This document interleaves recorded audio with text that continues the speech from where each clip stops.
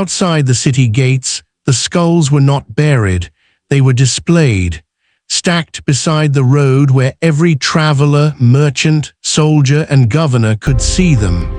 This was Tamerlane's message: open the gates or become the next tower. Inside the walls, a city waited. Outside, his army held the plain. And at the center of that army sat a wounded man with a crippled hand, a damaged leg, and a name his enemies used as an insult: Timur the Lame. In the world of the steppe, that should have ended him. A ruler was supposed to ride harder, strike faster, hunt longer, and look stronger than every man around him. Power was not only spoken there, it was shown from the saddle. But Timur turned the wound into something colder. He learned to move armies before enemies were ready.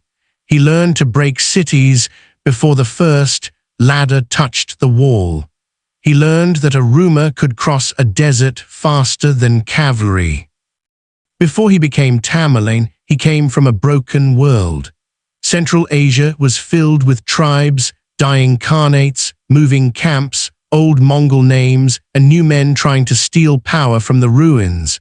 The empire of Genghis Khan had cracked into pieces. The Chagatai lands were unstable. The Golden Horde fought for its own survival. The Yuan dynasty had been driven from China. The old order still had a shadow, but the throne at the center was gone. Timur was not born into that throne. He was not the direct blood heir of Genghis Khan. He came from the Balas tribe, a Turkic Mongol group living inside the ruins of the Mongol world. That meant he had proximity to greatness, but not the bloodline to command it. He had to build the appearance of destiny before men would obey him. And then came the wound. The accounts differ. Some said he was hurt while raiding sheep. Others said he was wounded in a fight in Sistan. The details shifted because medieval memory often turned pain into legend. But the result was clear. His right leg was damaged. His right hand was crippled. 2 fingers were gone. The injury stayed with him for the rest of his life. In a modern story, a wound can become sympathy. In the steppe, it could become a political weakness. Men watched how a leader mounted a horse. They watched how he held a weapon. They watched whether he hid pain, whether his body betrayed him, whether rivals whispered after he left the tent. Timur could not erase the limp, so he made men look somewhere else, at victory, at loot, at fear, at the next campaign. If the body could not perform perfect strength, the empire had to perform it for him. So he used what the steppe gave him: horses, marriage, raids, alliances, betrayals, victories. A tent could become a court, a campfire could become a council, a wedding could become a political weapon. He married Saray Mulk Khanum, a princess connected to the line of Genghis Khan. Through her, he claimed the title Gurkhani son-in-law. It was not the same as being born from Genghis, but politics does not always need purity. Sometimes it only needs enough ceremony, enough victory, and enough men afraid to argue. Timur built his authority like a siege engine, one beam at a time. Marriage gave him legitimacy. Battle gave him followers. Loot gave those followers a reason to stay. Ceremony made the new power look ancient. Punishment taught rivals what doubt would cost. By 1370, he had made himself master of Transoxiana and the old Chagatai lands. But he was not satisfied with being another steppe warlord. The steppe had produced too many men who won a few battles and disappeared into dust. Timur wanted the broken Mongol world to move again under one will. And he wanted Samarkand to become the heart of that will. Samarkand was not just his capital, it was his display case. He filled it with craftsmen, architects, scholars, tile makers, metalworkers, horses, silk, gold, prisoners, and ambassadors. Domes rose, gardens spread behind walls, markets filled with goods dragged across Asia. The city grew brighter as other cities burned. But Timur rarely stayed still long enough to enjoy it. Samarkand grew behind him while his army moved ahead of him. The city became the treasure room. The road became the throne. His empire lived on movement. Scouts rode first. Couriers carried orders. Horse archers crossed plains. Engineers followed with tools for walls.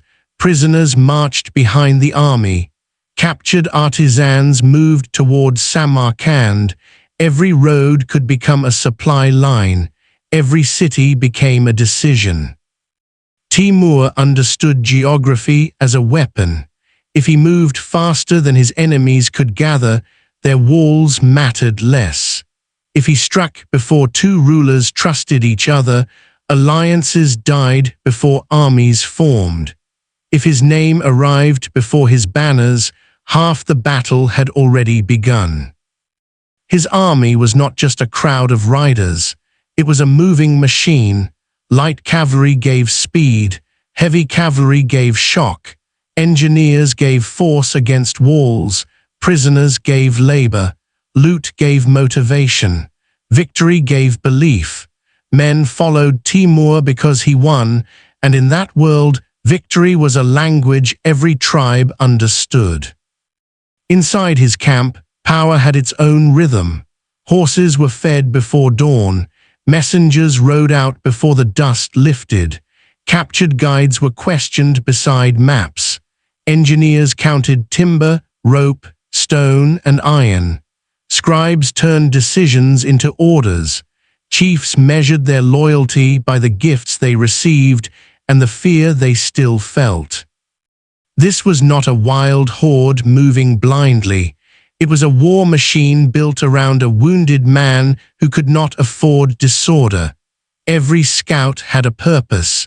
Every rumor had a route. Every punishment had an audience.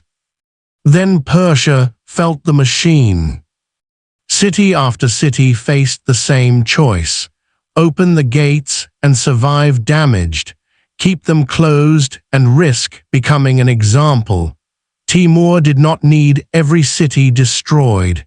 He needed some destroyed so completely that the next city would picture itself in the ruins. Imagine a governor before dawn. He stands inside a gatehouse with a brass key in his hand. Around him, soldiers wait in silence. Behind him, the city is still dark. Bakers have not opened their ovens. Children are still asleep. At the wall, men listen to the plain. Outside, Timur's campfires burn. The governor has not lost a battle yet.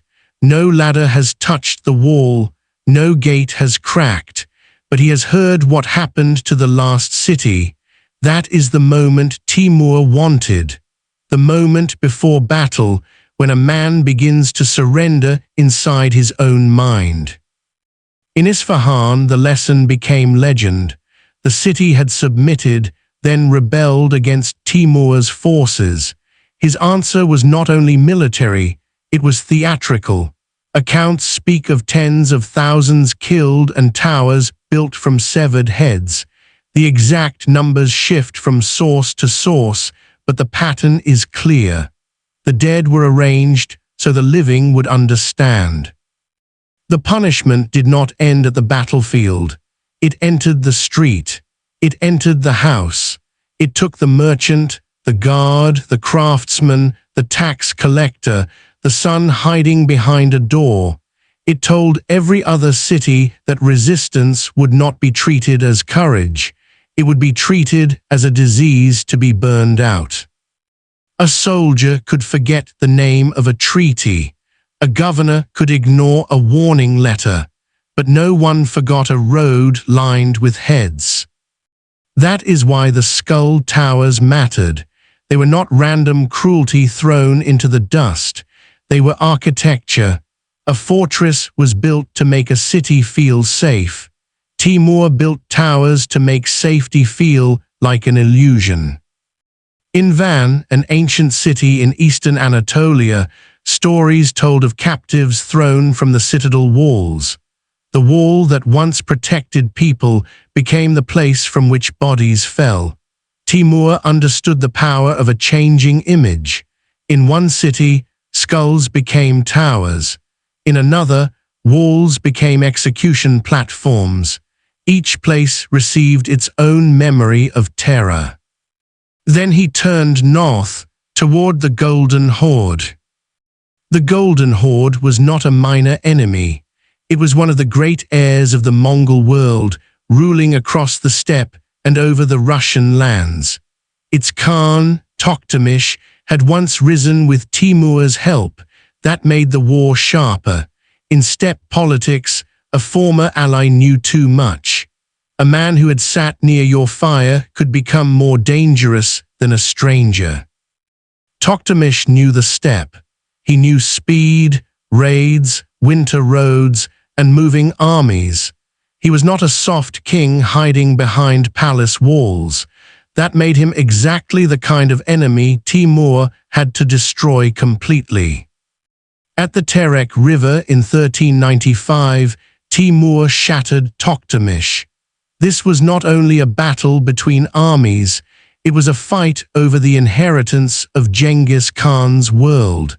When Toktamish broke, Timur did not stop at the battlefield. He went for the base beneath the throne. Sarai, the great capital on the lower Volga, was ruined. Its trade routes were struck. Its administrative life was damaged. Families scattered. Records disappeared. Agreements died with the men who remembered them. Timur had not just beaten a Khan, he had damaged the world that made that Khan possible. The Golden Horde survived in pieces, but it never returned with the same force. Timur had shown that he could break more than a city. He could break the structure under a state. Then came India. The Delhi Sultanate was rich, crowded, distant, and vulnerable. For Timur, distance was not a barrier, it was an invitation. In 1398, his army moved toward the Indian subcontinent. Rivers were crossed, villages emptied, smoke rose from fields, prisoners were dragged behind the columns. The road to Delhi became a corridor of ruin. Delhi had war elephants. To many armies, elephants were living towers. They crushed lines, they terrified horses, they turned battlefields into panic, but Timur did not worship the symbol. He looked for the weakness inside it. Before the battle, the elephants must have looked like a wall that breathed. Armor on their bodies, men on their backs, tusks near the front, drums behind them. For a soldier facing them, they were not just animals. They were the sound of bones breaking before the line even met. Timur answered with fire. According to the famous account, he ordered camels loaded with wood and hay. The bundles were set on fire. The animals were driven toward the elephants, screaming through smoke and flame. The elephants saw fire. They heard noise. They smelled burning animals. Then they panicked. The living towers turned around. Their own size became a weapon against their own army. That was Timur's method in one scene. He did not have to be stronger than the elephant. He had to understand fear better than the men who trusted the elephant. After Delhi fell, the city became another wound in the map. Bodies filled streets, homes were looted, captives were taken. The violence did not stay in Delhi, it traveled as a story. Another city had fallen. Another army had broken. Another ruler had learned too late that Timur's greatest weapon arrived before the killing started. But Timur did not stay to govern Delhi like a settled king. That is crucial. He often destroyed what he did not intend to hold.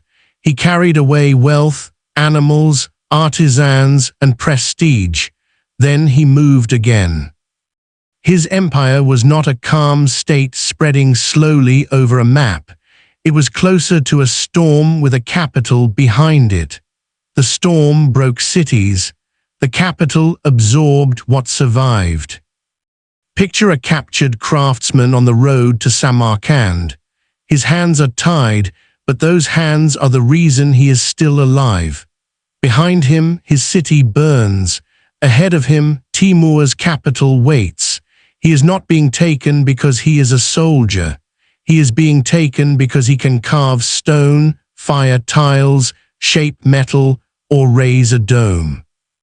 A conquered city lost its hands. Samarkand gained them. This was the hidden engine behind Timur's beauty.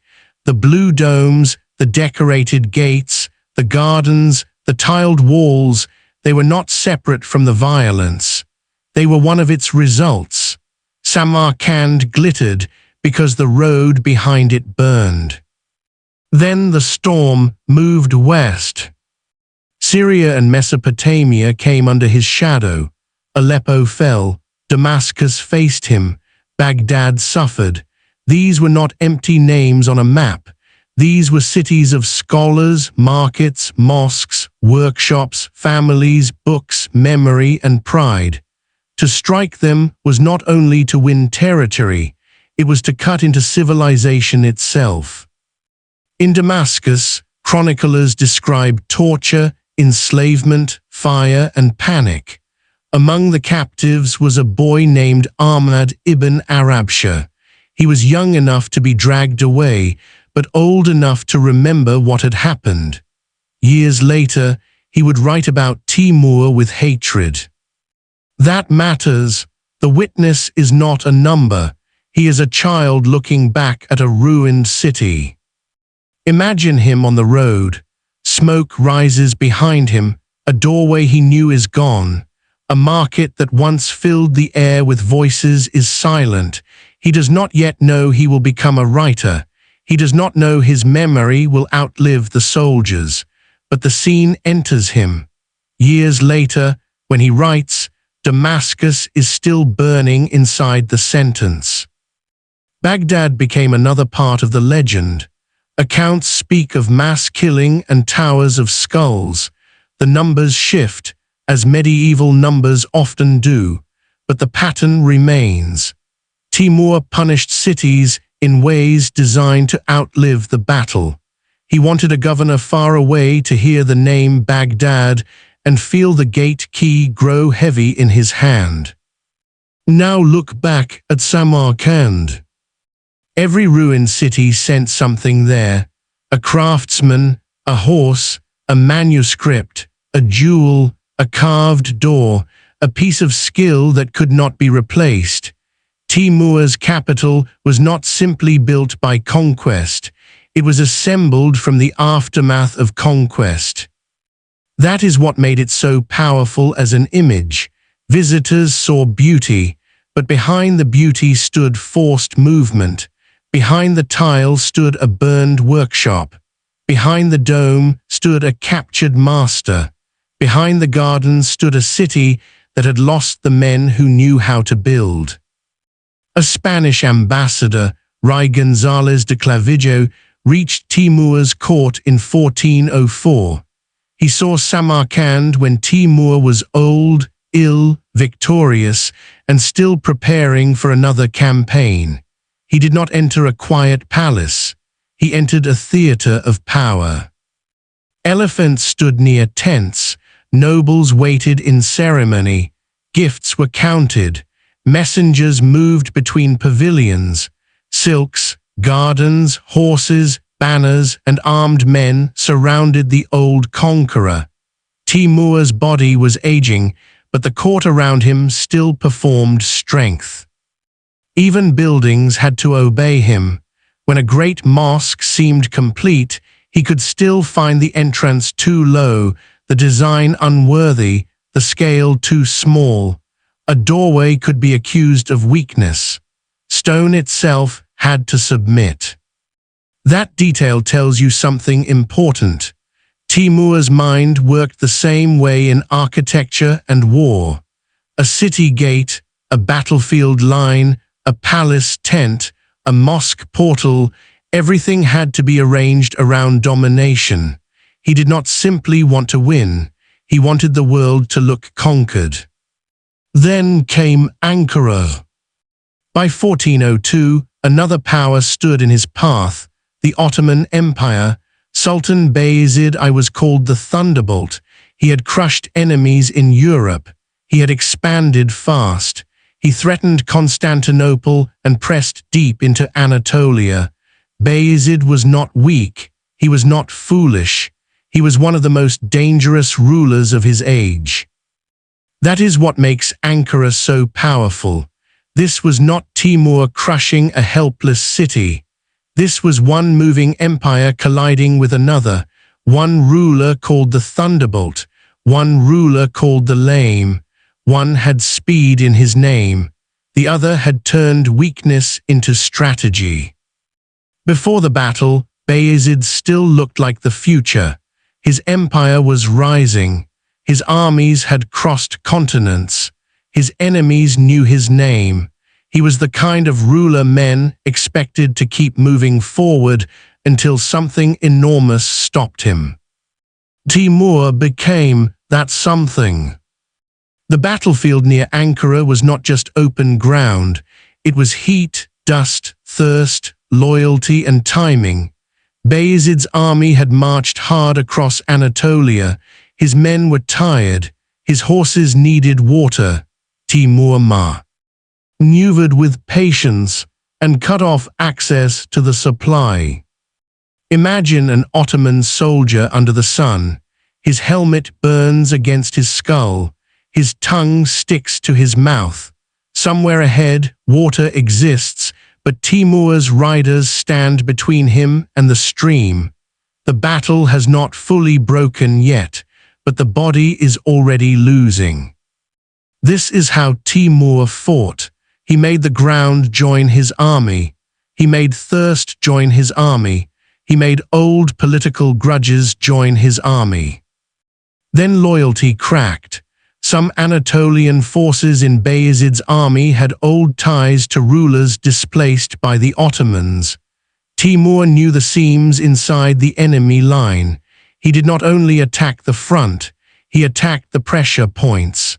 As heat, thirst, and uncertainty grew, parts of Bayezid's force collapsed or defected.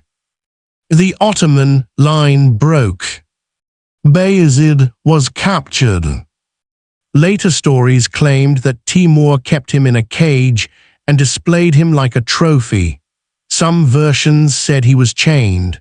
Some said he was humiliated at dinner. Some said he was carried behind bars. Other sources are silent, and the cage may have grown later because the image was too powerful to resist. But the humiliation itself needed no legend. The Thunderbolt had fallen into the hands of the Lame. A sultan who had terrified Europe was now a prisoner. The consequences were enormous. The Ottoman Empire did not vanish, but it was thrown into crisis. Bayezid's sons fought for power. The empire entered a period of civil war known as the Ottoman Interregnum. Timur had not only beaten an army, he had struck the succession. He broke the man, and the state shook around the empty place where that man had stood. Then Timur turned towards Smyrna, a Christian stronghold held by the Knights Hospitaller. After taking it, he could present himself not only as a conqueror, but as a warrior of Islam. This was useful. Timur destroyed Muslim and non-Muslim cities when they stood in his way, but identity mattered when it strengthened his image. He understood that legitimacy had costumes. son-in-law of the house of Genghis, sword of Islam, builder of Samarkand, punisher of rebels, restorer of order, scourge of cities. He wore whatever mask the moment required. This was Timur at the height of his power. Persia had felt him. India had felt him. The Golden Horde had been broken. The Ottomans had been humiliated. Samarkand glittered behind him. Ambassadors crossed deserts to reach him. Kings measured their letters carefully. But the machine had one flaw. It depended on the man at the center. Timur's empire was vast, but it was not stable like an old state with deep roots. It was held together by movement, victories, family politics, reward, terror, and personal authority. As long as Timur moved, the system moved. As long as he won, the empire looked inevitable. But what happens to a machine built around one will when that will stops breathing? Timur did not stop willingly. After Ankara, with age pressing on his body, he looked east toward China. The Ming dynasty stood beyond mountains, deserts, winter roads, and distance.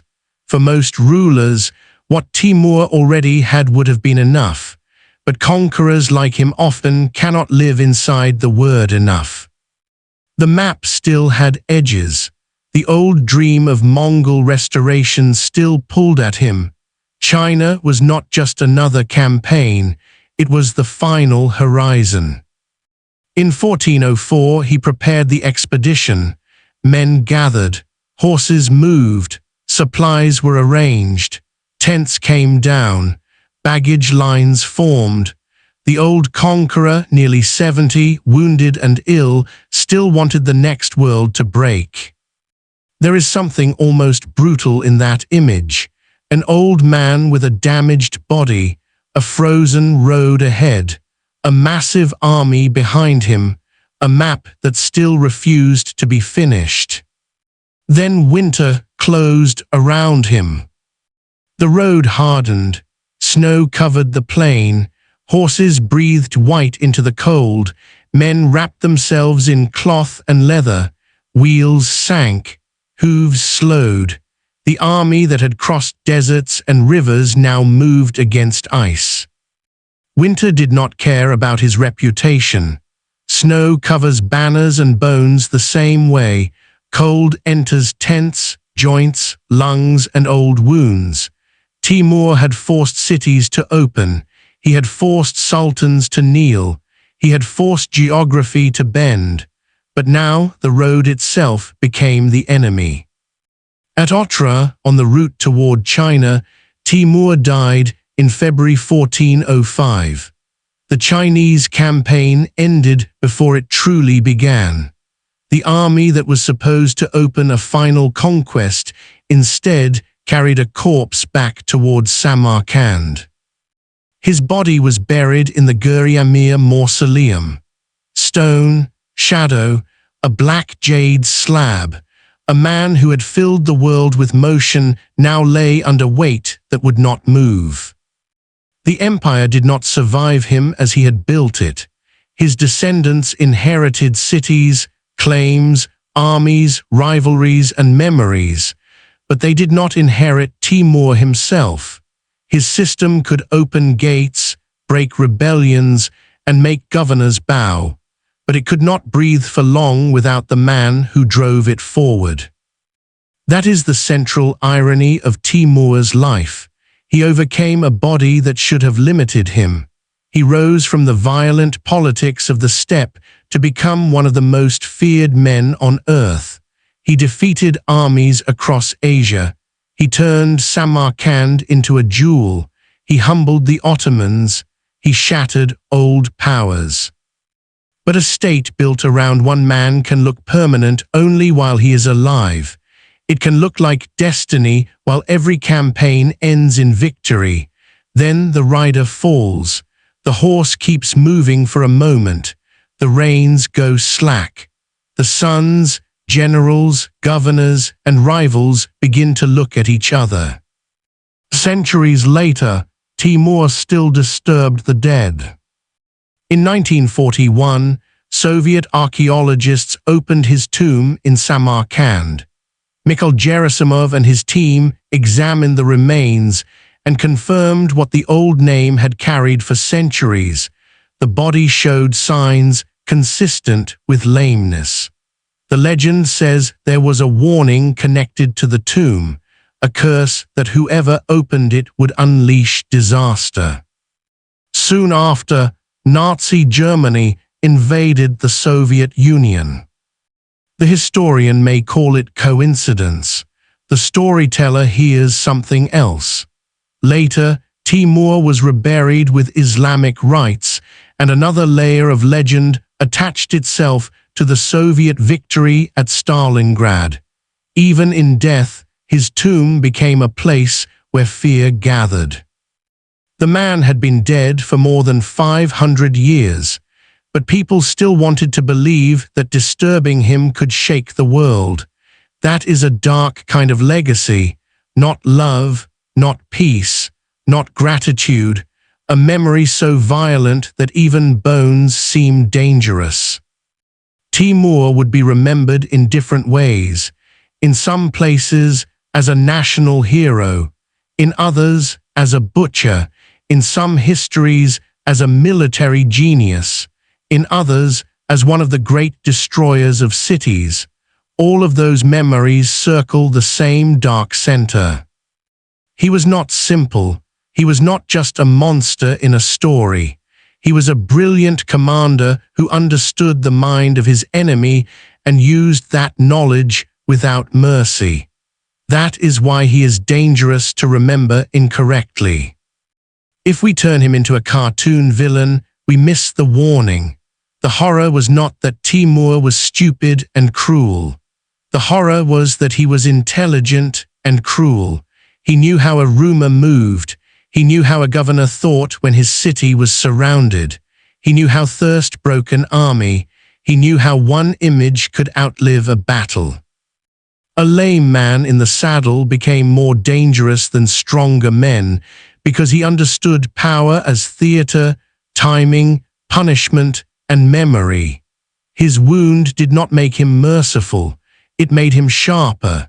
It forced him to build a different kind of strength. And once that strength worked, he used it again and again. At the beginning, there was a damaged leg, a crippled hand, a man the steppe could have dismissed. Then came the horse, the camp, the marriage alliance, the map, the first city, the first massacre, the fur. St. Gate opened before the siege began. Then came Persia, Van Isfahan, Sarai Delhi, Damascus, Baghdad, Ankara, Smyrna, a captured sultan, a stunned world. And finally, there was snow. Not a battlefield covered in banners, not a city wall, not a throne room, just a winter road near Otrar, an old conqueror's body failing inside the machine he had built. Timur had spent his life teaching cities that nothing could stop him, but in the end, no army stood between him and China. No sultan blocked the road. No fortress held him back. The last wall was his own body. And this time, even Tamerlane could not break through. The skull towers are gone, the cities changed hands, the empires that feared him became dust, but the warning remains. Sometimes the most dangerous weapon in history is not the sword. It is not the horse. It is not even the army. It is a wounded mind that learns how to make fear move faster than cavalry.